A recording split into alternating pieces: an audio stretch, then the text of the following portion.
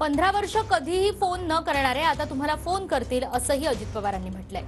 Mimicry करत अजित पवार यांनी सुप्रिया सुळेंवर टीका केली आहे।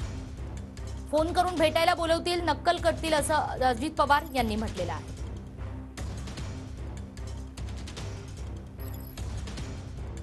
मित्रांनो, काही जण तुम्हाला फोन करतील जे कधी तुम्हाला 15 वर्षात फोन नाही आला किंवा कधी नीट बोलले नाही, ते पण अरे कसा आहेस तू, बरा आहेस का, काही अडचण आहे का, मला येऊन भेट। अरे पण मग इतके दिवस काय केलं? ही वस्तुस्थिती आहे। मला खूप जण सांगतात मी कुणाला फोन करत नाही, मी तुमचं काम करतो।